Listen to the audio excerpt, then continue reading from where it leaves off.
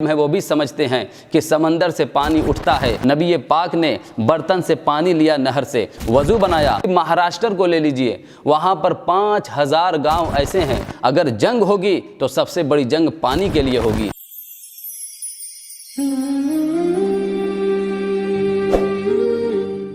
السلام علیکم ورحمۃ اللہ وبرکاتہ۔ الحمدللہ کفا وسلام علی عبادہ الذین اصطفیٰ، اما بعد فاعوذ باللہ من الشیطان الرجیم، بسم اللہ الرحمن الرحیم۔ وانزلنا من السماء ماء بقدر فاسکناہ فی الارض وانا علی ذہاب بہ لقادرون۔ صدق اللہ العظیم وصدق رسولہ النبی الامین الکریم، ونحن علی ذلک لمن الشاہدین والشاکرین، والحمد للہ رب العالمین۔ آئیے انتہائی عقیدت و احترام کے ساتھ اپنے اور ساری کائنات کے مرکز عقیدت آقائے دو جہاں حضور رحمت عالم صلی اللہ تعالیٰ علیہ وسلم کی بارگاہ میں درود پاک کا نذرانہ عقیدت پیش کریں۔ پڑھیں بآواز بلند، اللہم صلی علی سیدنا شفیعنا حبیبنا و مولانا محمد مبارک وسلم، صلاۃ و سلاما علیک یا رسول اللہ صلی اللہ تعالیٰ علیہ وسلم۔ عزیزان محترم، آج میں پانی کی حقیقت، اس کی اہمیت و افادیت اور موجودہ دور میں پانی کی قلت اور اس میں بڑھتی ہوئی آلودگی اور اس کے نقصانات پر روشنی ڈالنا چاہتا ہوں۔ حضرات، پانی سنسکرت کا لفظ ہے جسے فارسی میں آب، عربی میں ماء اور انگریزی میں واٹر کہا جاتا ہے۔ کیمیائی طور پر ایک ایٹم آکسیجن اور 2 ایٹم ہائیڈروجن سے مل کر پانی بنتا ہے، اور سائنس میں اسے H2O کہا جاتا ہے۔ پانی اللہ کی عظیم نعمت ہے۔ Water is a great blessing of Allah. So I want to tell you about the importance of water. Allah blessed not only humans but all the creatures of the universe with numerous blessings. One of them is water. پانی انسانی زندگی ہی نہیں بلکہ کائنات کے وجود و بقا کے لیے خالق کائنات کی پیدا کردہ نعمتوں میں سے عظیم نعمت ہے۔ پانی انسانی تخلیق سے لے کر کائنات کی تخلیق تک سبھی چیزوں میں پانی کی جلوہ گری نظر آتی ہے۔ خود پروردگار عالم نے قرآن میں ارشاد فرمایا، وَجَعَلْنَا مِنَ الْمَاءِ كُلَّ شَيْءٍ حَيٍّ أَفَلَا يُؤْمِنُونَ۔ ہم نے ہر جاندار چیز کو پانی سے بنایا، تو کیا وہ ایمان نہ لائیں گے؟ قرآن کریم میں پروردگار عالم نے 58 مقام پر پانی کا ذکر مختلف طرح سے فرمایا ہے۔ کہیں پانی سے انسان کی تخلیق کو بتایا ہے، کہیں پانی سے پاکی حاصل کرنے کا ذریعہ بتایا ہے، کہیں پانی سے پیاس بجھانے کا ذریعہ بتایا، کہیں پانی سے مردہ شہر کو سیراب کرنے کو بتایا، اور کہیں پھولوں کی، پھلوں کی، پیڑ پودوں کی شادابی و سیرابی کے لیے پانی نازل کرنے کا ذکر فرمایا۔ حتیٰ کہ جنت کی اعلیٰ نعمتوں کے ساتھ جب اللہ نے جنت کی اعلیٰ نعمتوں کو بیان کیا تو وہیں پر پانی کا ذکر یوں فرماتا ہے، فیہما عینان تجریان فبأی آلاء ربکما تکذبان۔ جنت میں 2 چشمے پانی کے بہتے ہیں، تو اپنے رب کی کون کون سی نعمتوں کو جھٹلاؤ گے؟ جنت میں 2 نہریں ہیں، ایک تسنیم جو مشک کے پہاڑ سے نکلتی ہے، اور دوسری ہے سلسبیل۔ عزیزان محترم، جنت میں بھی اللہ نے پانی کا ذکر فرمایا تاکہ ہمیں پتہ چلے کہ پانی کی اہمیت کتنی ہے۔ آئیے ہم دیکھیں زمین پر پانی کتنا ہے، تو ہمیں جب ہم تحقیق کریں گے تو ہمیں پتہ چلے گا کہ ہماری زمین کے 70% حصے پر پانی پھیلا ہوا ہے، اور پھر آپ دیکھیں وہ 70% پانی پینے کے لائق نہیں ہے، وہ تو سمندروں کا پانی کھارا پانی ہے، لیکن ہمارے پینے کے جو لائق ہے وہ تمام پانیوں کا صرف 3% ہے، 3% وہ پانی ہمارے پینے کے لائق ہے۔ اور آپ کو جان کر تعجب ہوگا کہ اس 3% کا 70% جو ہے وہ تو برف کی شکل میں موجود ہے، اور 30% لیکوڈ پانی ہے جسے ہم پیتے ہیں۔ ہم سے مراد یہ پوری کائنات پیتی ہے، چاہے وہ سعودی ہو، چاہے دبئی ہو، چاہے بحرین ہو، چاہے امریکہ، افریقہ، انگلینڈ، کہیں کا بھی انسان ہو، پوری زمین، پورے کرۂ ارض کی میں بات کر رہا ہوں کہ وہ 30% لیکوڈ پانی ہے جس سے ہم سیراب ہوتے ہیں، اپنی ضرورتوں کے لیے خرچ کرتے ہیں۔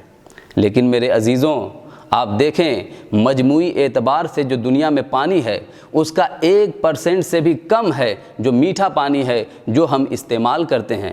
لیکن یہ پانی بھی دھیرے دھیرے ہم سے رخصت ہو رہا ہے۔ ہماری بے توجہی کی وجہ سے، ہماری نااہلی کی وجہ سے یہ پانی ہم سے رخصت ہو رہا ہے۔ آپ اندازہ فرمائیں، جگہ جگہ آپ دیکھیں، مطالعہ کریں تو آپ کو پتہ چلے گا کہ آج بھارت جیسے ملک میں جہاں پانی کی فراوانی ہے، اس کے باوجود بھی ہمارے کئی اسٹیٹ، کئی راجیہ ایسے ہیں جہاں پر پانی کی بہت کمی ہو رہی ہے۔ کئی صوبے ہیں جہاں پر نہریں سوکھ چکی ہیں، جہاں کے تالاب سوکھ چکے ہیں، جہاں لوگوں کی زندگی تنگ ہوتی جا رہی ہے، چاہے وہ مہاراشٹر ہو، چاہے دلی ہو، چاہے بنگلور ہو۔ یہ ایسے صوبے ہیں جہاں پر پانی سوکھ چکا ہے اور پانی کی وجہ سے وہاں بدحالی ہے۔ صرف مہاراشٹر کو لے لیجئے، وہاں پر 5000 گاؤں ایسے ہیں جہاں ٹینکر سے پانی جاتا ہے۔ میرے عزیزوں، آپ سمجھیں، آپ بتائیں اور اندازہ فرمائیں کہ جب ہمارے گھر میں ایک دن کے لیے بجلی چلی جاتی ہے اور پانی نہیں ہوتا ہے تو کتنی مشقتوں کا سامنا کرنا پڑتا ہے۔ اور وہ لوگ جن کے وہاں پانی نہیں ہے، جو ٹینکر پر نربھر ہیں، اور جہاں ٹینکر جاتا ہے تو انہیں پانی پہنچتا ہے، اور وہ بھی آپ دیکھیں جب ٹینکر کسی گاؤں میں جاتا ہے پانی لے کر تو لوگ ٹینکر کے پیچھے دوڑ پڑتے ہیں۔ نتیجے کے طور پر نہ جانے کتنے لوگ ایسے ہیں جو ٹینکر کے نیچے آ جاتے ہیں اور ان کی جانیں چلی جاتی ہے۔ اس سے بچنے کے لیے کئی گاؤں میں کنویں کھودے گئے تاکہ ٹینکر کا پانی کنویں میں ڈال دیا جائے اور اس سے لوگ پانی حاصل کریں، لیکن ایک کنویں پہ جہاں 10 لوگوں کے کھڑے ہونے کی جگہ ہوتی ہے، وہاں پر جب 50 لوگ ایک ساتھ کھڑے ہوتے ہیں، افراتفری کا ماحول ہوتا ہے۔ اس میں بھی کئی افراد ایسے ہیں جو کنویں میں گر جاتے ہیں، جس کی وجہ سے دقتوں کا سامنا کرنا پڑتا ہے اور بعض مرتبہ ان کی جانیں بھی چلی جاتی ہیں۔ میرے عزیزوں، اس بھیانک دور سے ہم گزر رہے ہیں، لیکن ہم اس کی طرف توجہ نہیں کرتے۔ ہم تو سمجھتے ہیں کہ ہمارے گھروں میں پانی آ رہا ہے، لہٰذا ہم سیراب ہو رہے ہیں، پانی کی کوئی دقت نہیں ہے۔ لیکن نہیں میرے عزیزوں، ذرا باہر دیکھیے، ذرا مطالعہ کریے، ذرا اور بھی دوسرے راجیوں کو دیکھیے، تب آپ کو پتہ چلے گا کہ پانی کی بہت قلت ہے۔ اور کئی اسٹیٹ آپس میں پانی کے لیے لڑ رہے ہیں، کئی صوبے لڑ رہے ہیں، یہاں تک کہ کئی جگہوں پر وقتاً فوقتاً احتجاج بھی ہوتا ہے، چکا جام بھی ہوتا ہے، اور پولیس کو فائرنگ بھی کرنی پڑتی ہے، جس کے نتیجے میں کئی لوگوں کی جانیں بھی چلی جاتی ہیں۔ رپورٹ کے مطابق بھارت جیسے ملک میں صرف 2 سے 3 افراد روزانہ جاں بحق ہو جاتے ہیں اور 20 سے 25 لوگ سنگین طور پر گھائل ہو جاتے ہیں، یہ صرف پانی کی وجہ سے۔ میرے عزیزوں، پانی اس وقت کا بہت بڑا مسئلہ بن چکا ہے، لیکن ہمیں اس کی طرف توجہ دینے کی ضرورت ہے، غور و فکر کی ضرورت ہے۔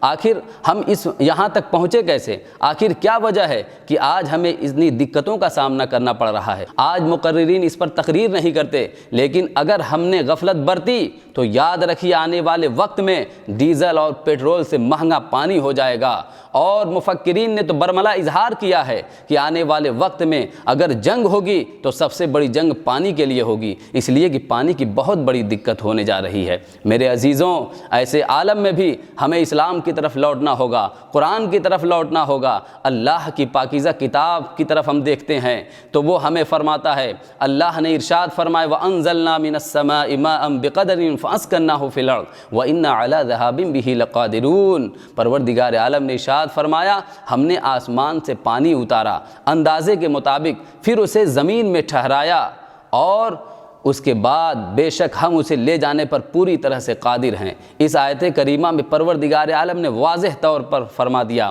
جو سائنس کے طالب علم ہیں وہ بھی سمجھتے ہیں کہ سمندر سے پانی اٹھتا ہے، بادل کی شکل میں آسمان میں ہمیں نظر آتا ہے اور پھر اللہ کی رحمت بن کر برستا ہے۔ میرے عزیزوں، اس کا ذکر قرآن میں آ گیا اور رب نے فرما دیا کہ ہم پانی آسمان سے برساتے ہیں اور زمین میں ٹھہراتے ہیں۔ تو آج زمین میں پروردگار عالم سمندروں میں، دریاؤں میں، ندیوں میں، نہروں میں، تالابوں میں پانی کو ٹھہراتا ہے، جس سے زمین کا واٹر لیول کنٹرول ہوتا ہے اور ہم زمین سے پانی نکال کر پیتے ہیں اور سیراب ہوتے ہیں۔ لیکن آپ دیکھیں، کیا ہماری آبادیوں میں پہلے کی طرح تالاب ہے؟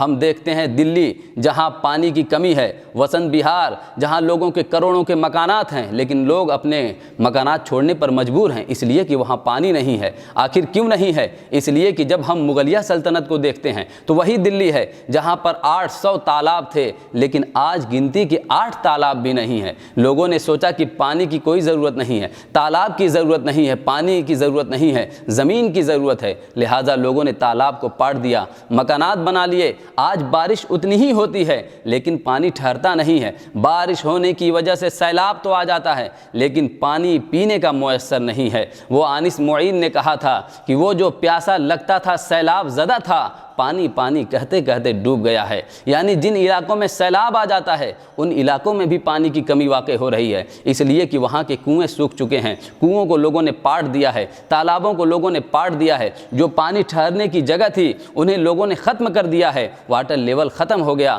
پانی بھی دھیرے دھیرے رخصت ہو رہا ہے۔ اور آپ دیکھیں کرناٹک کی سرزمین پر پانی کی قلت ہے۔ وہ میسور جو ٹیپو سلطان کا علاقہ تھا، وہاں پر ایک وقت تھا جب 40,000 تالاب تھے اور جس سے لوگ سیراب ہوتے تھے، کسان اپنی فصلوں کو سیراب کیا کرتے تھے، لیکن وہیں جب انگریزوں کا تسلط ہوا تو انہوں نے تالاب کو اپنی حالت پر چھوڑ دیا۔ پہلے کی حکومتیں تالاب کے رکھ رکھاؤ کے لیے پیسہ دیا کرتی تھیں، پیسہ خرچ کرتی تھیں، تو وہ تالاب بھی خوشحال تھے، تالاب آباد تھے، جس سے کسان پانی بھی پیتے تھے اور کھیتیوں کو سیراب بھی کرتے تھے۔ لیکن جب انگریزوں نے اسے چھوڑ دیا تو دھیرے دھیرے تالاب بھی خراب ہونے لگے، اور پھر مزید یہ کہ انگریزوں نے دیکھا کہ کسان اس سے پانی لیتے ہیں، اپنی کھیتیوں کو سیراب کرتے ہیں، لہٰذا انہوں نے اس پر ٹیکس لگا دیا، کسانوں کی جیب پر بوجھ بڑھ گیا، لہٰذا کسانوں کا اور تالاب کا رشتہ ٹوٹ گیا اور تالاب ختم ہو گئے۔ آج وہاں پانی کی قلت ہے۔ میرے عزیزوں، آپ اندازہ فرمائیں کہ ہمارے درمیان سے تالاب،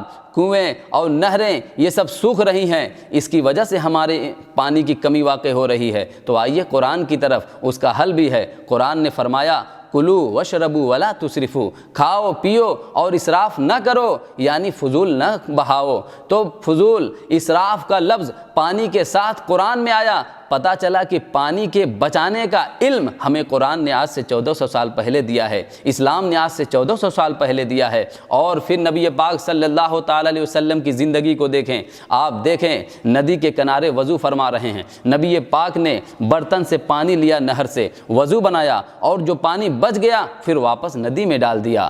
اور دیکھیں نبی پاک صلی اللہ تعالی علیہ وسلم کا صحابی رسول حضرت سعد رضی اللہ تعالیٰ عنہ کے پاس سے گزر ہوا، حضرت سعد رضی اللہ تعالیٰ عنہ وضو فرما رہے ہیں اور وضو میں کچھ زیادہ پانی خرچ کر رہے ہیں۔ نبی پاک صلی اللہ تعالی وسلم نے فرمایا کہ سعد اسراف نہ کرو۔ حضرت سعد نے کہا یا رسول اللہ پانی میں بھی اسراف؟ نبی پاک نے کہا ہاں، پانی بھی زیادہ نہ بہاؤ اگرچہ تم دریا کے کنارے پر وضو کر رہے ہو۔ میرے عزیزوں، یہ نبی پاک صلی اللہ تعالی علیہ وسلم کی وہ تعلیمات ہیں کہ اگر آج اس دور میں ہم عمل کر لیں تو آج بھی ہمارے پاس پانی کی فراوانی ہو جائے گی، آج بھی ہم اور ہماری آنے والی نسلیں اچھی سے اپنی زندگی گزار سکیں گی، انہیں زندگی میں کوئی دشواری نہیں ہوگی۔ لیکن اگر ہم نے تساہلی برتی، لیکن اگر ہم نے غفلت سے کام لیا تو پھر آنے والا وقت بہت ہی بھیانک وقت ہے۔